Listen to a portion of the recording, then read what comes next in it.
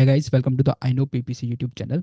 और इस वीडियो का जो हमारा टॉपिक है वो है how often should you adjust the bits in Google ads.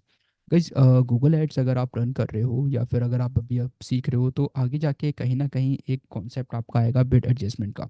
Bit adjustment basically use की जाती है ताकि आपके रिजल्ट्स को आप इम्प्रूव कर सको, आपकी कैंपेन के आपके अकाउंट के परफॉर्मेंस को और इम्प्रूव कर सको, जिससे आपकी कॉस्टिंग कम हो और आपको अच्छे रिजल्ट्स आ सके।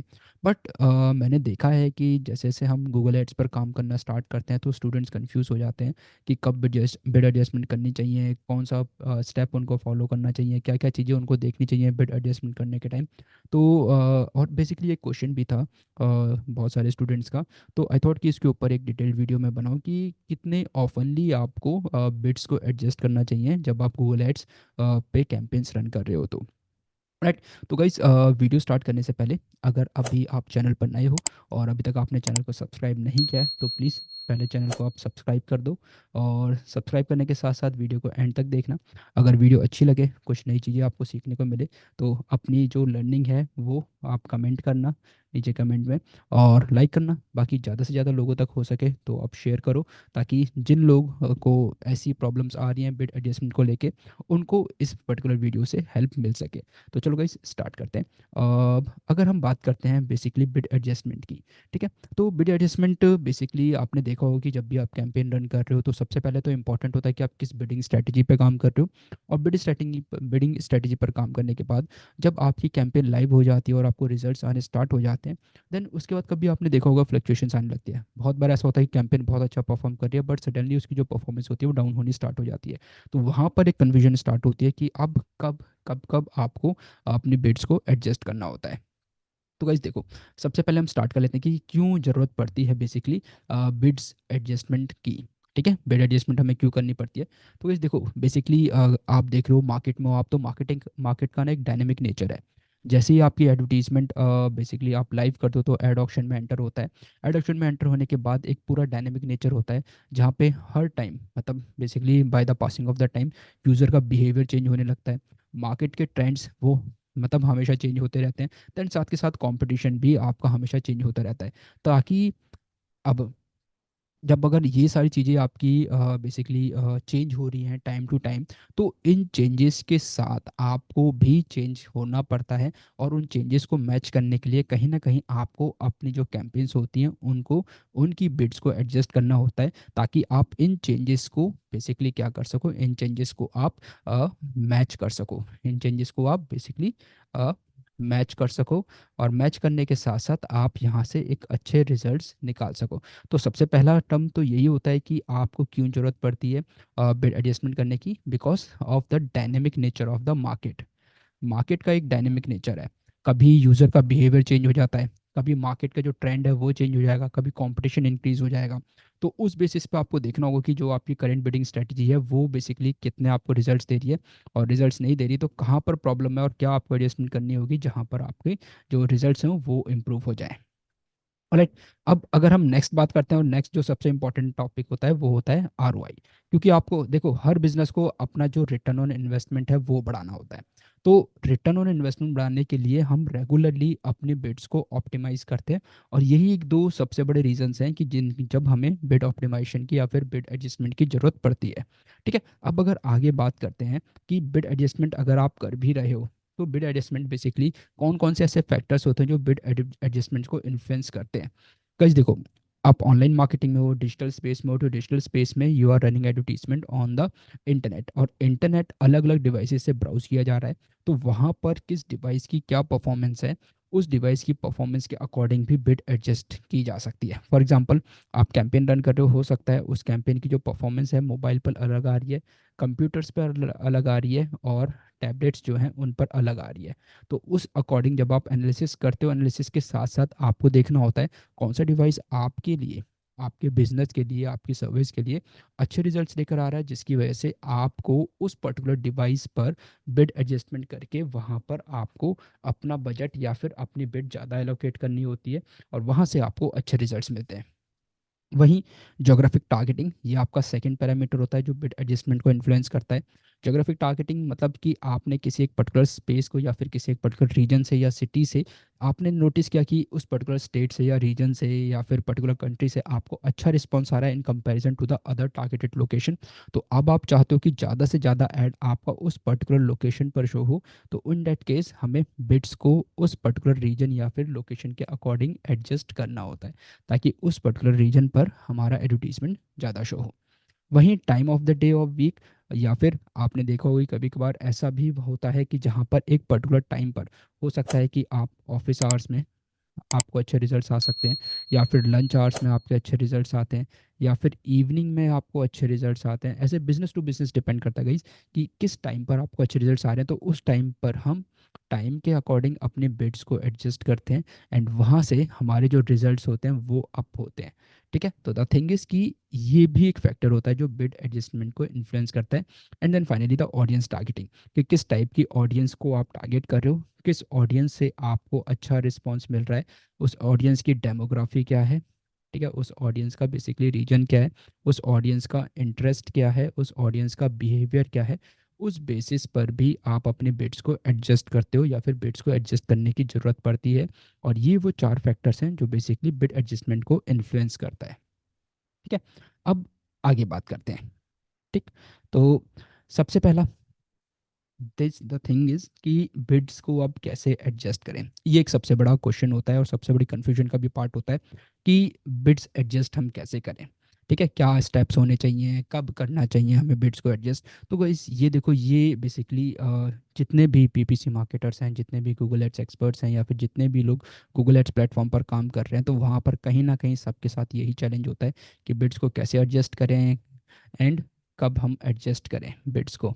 ठीक है, so as to get the more results.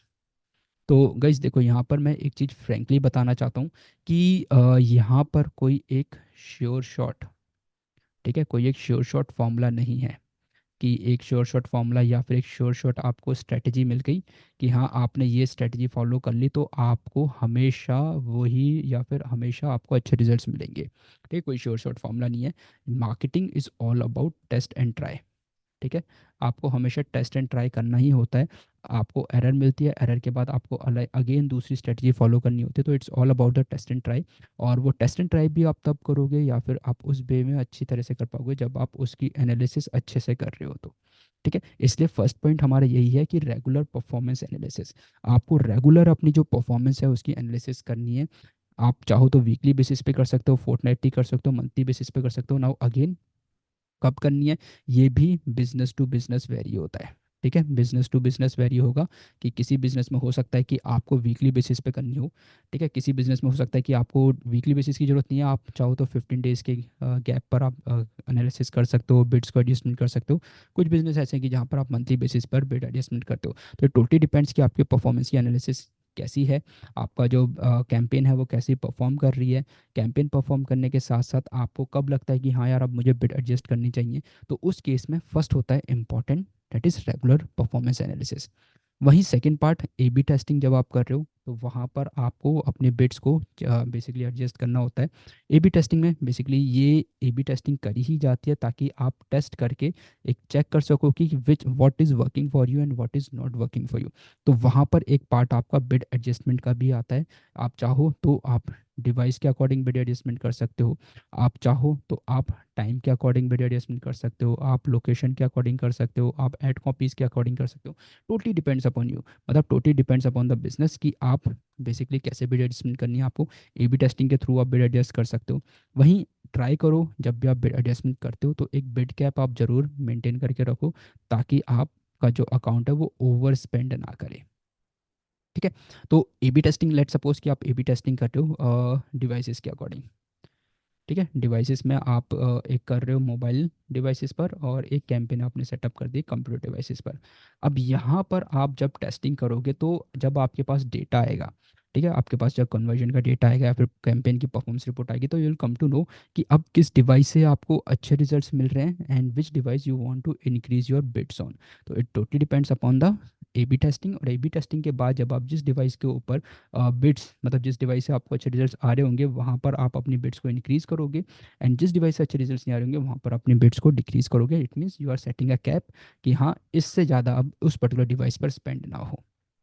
Then fourth part, जब आपको बिड एडजस्टमेंट करनी होती है तो अपना हिस्टोरिकल डेटा। ठीक है, हिस्टोरिकल डेटा मिनिमम आप ट्राई करो कि 30 डेज, 60 डेज या फिर 90 डेज।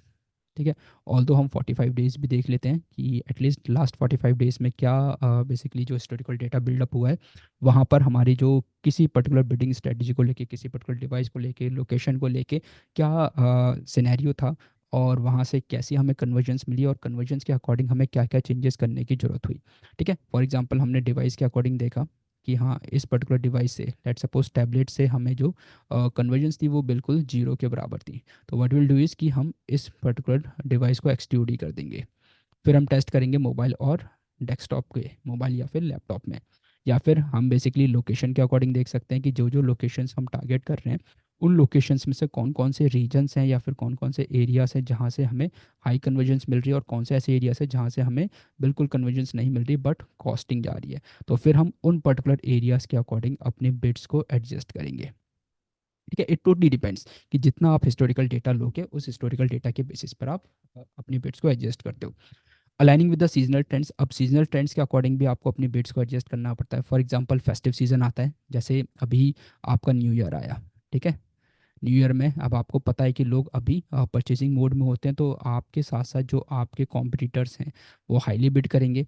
हाईली बिड करेंगे तो ऑब्वियसली आपको भी अपनी बिड्स को एडजस्ट करना पड़ेगा, आपको हाई बिड करना पड़ेगा, ताकि आप ज़्यादा से ज़्यादा लोगों के सामने अपियर हो सको।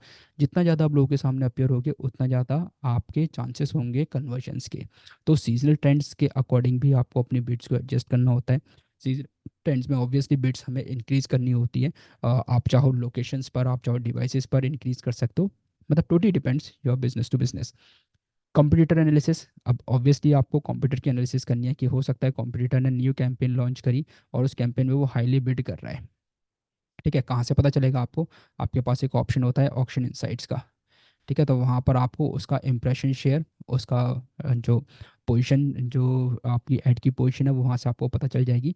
तो वहाँ से आपको पता चल जाएगी कि हाँ, कंपटीटर ज़्यादा बिड कर रहा है, तो accordingly you also have to increase your budget, और बजट के साथ साथ आपको अपनी बिडिंग को एडजस्ट करना होगा।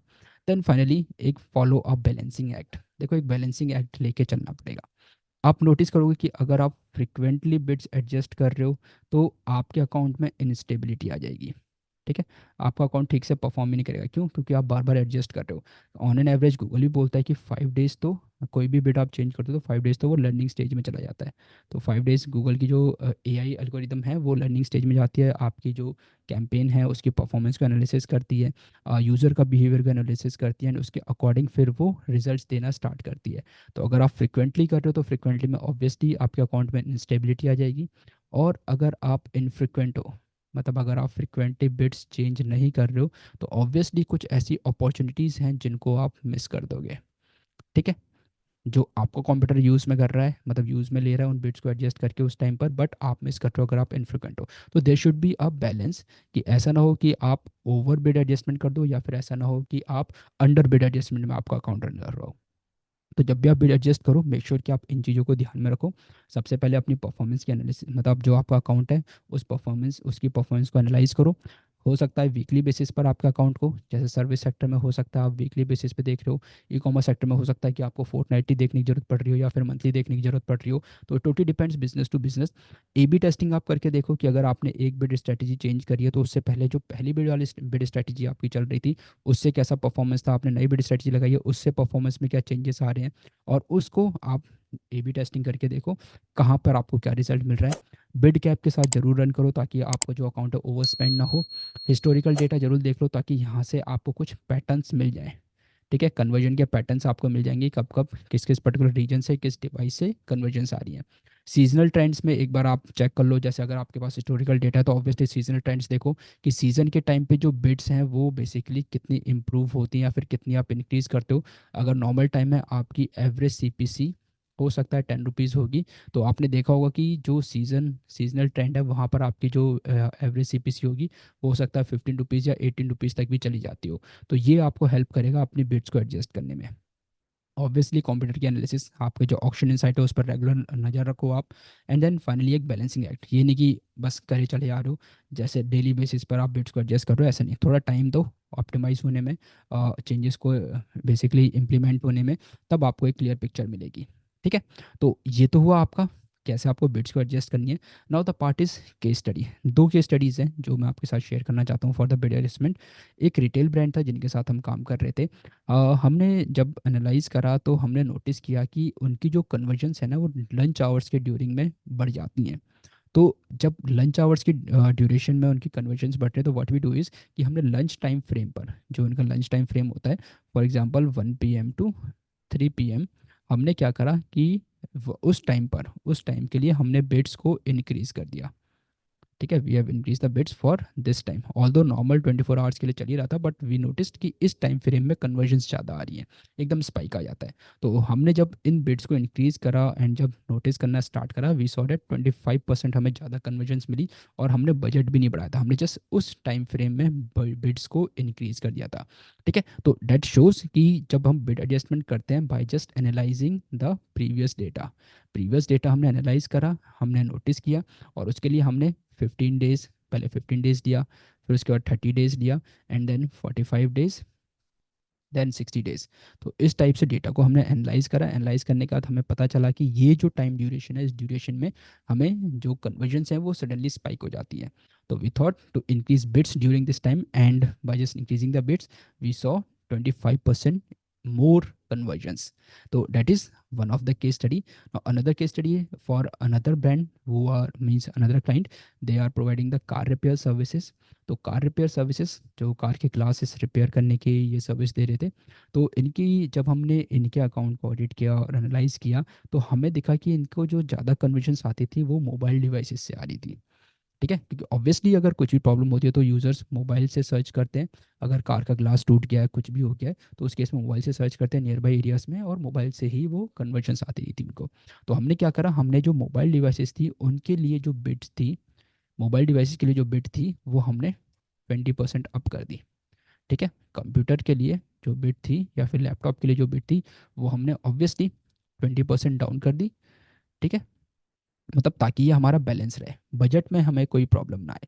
जो बजट हमारा ऑब्वियसली लेट सपोज कि अगर 1000 रुपीज़ का डेली बजट था, तो 1000 रुपीज़ के डेली बजट में 20% हमने बोला कि मोबाइल पर ज़्यादा स्पेंड हो और 20% कंप्यूटर पर लेस स्पेंड हो, ताकि यहाँ पर बजट में एक बैलेंस बना रहे। क्योंकि हमें सिर्फ बिड्स को टेस्ट करना था, और बिड्स को टेस्ट करके हमने रिजल्ट्स में जो वेरिएशंस लाए, तो वहाँ से हमें 15% ज़्यादा कन्वर्जेंस मिली। साथ के साथ उनका जो ओवरऑल ROI था वो भी इंक्रीज़ हुआ। तो that was a second case study जो मैंने आपके साथ शेयर करा। तो guys that's how you can just do the bid adjustment. Bid adjustment basically एक इम्पॉर्टेंट पार्ट होता है, और कितना फ्रिक्वेंटली करना चाहिए तो इट टोटली डिपेंड्स कि आपका क्या बिजनेस नेचर है। बिजनेस नेचर के अकॉर्डिंग आपको पहले बिजनेस की जो परफॉर्मेंस है उसको एनालाइज करना है। एनालिसिस करो, एनालाइज करने के बाद आपको जो डेटा मिलेगा उस डेटा को आप बेसिकली रीड करो, समझो उसको, और वहाँ से आपको सॉल्यूशन मिल जाएगा। जब आप डेटा को देखोगे तो वहाँ से आपको सॉल्यूशन मिल जाएगा, एंड उस सॉल्यूशन के अकॉर्डिंग आप बिट्स को एडजस्ट करो। गो फॉर A/B टेस्टिंग कि अगर हम ऐसा करते हैं तो इसमें क्या होगा। ठीक है, तो यहाँ से जब आप पूरे एनालिसिस के साथ जब आप बिड एडजस्टमेंट करोगे तो you will definitely see increase in conversions. आपकी इंक्रीज इन कन्वर्जन्स आपको डेफिनेटली मिलेंगी, एंड हो सकता है कि वो 5% हो, 10% हो सकता है 15-20% तक भी आपकी जो कन्वर्जन्स हो वो इंक्रीज हो जाए। तो that's how you can do the bid adjustment. और कितना फ्रिक्वेंटली करना है वो आपको समझ में आया होगा। बहुत सारे बिजनेस में हो सकता है वीकली करना हो, कुछ बिजनेस ऐसे होते हैं जहाँ पर आपको फोर्टनाइटली करना हो, कुछ बिजनेस ऐसे हो सकते हैं जहाँ पर आपको मंथली या फिर 1.5 मंथ के बाद भी आपको एडजस्टमेंट करनी हो। ठीक है, it totally depends, but that was all about this video.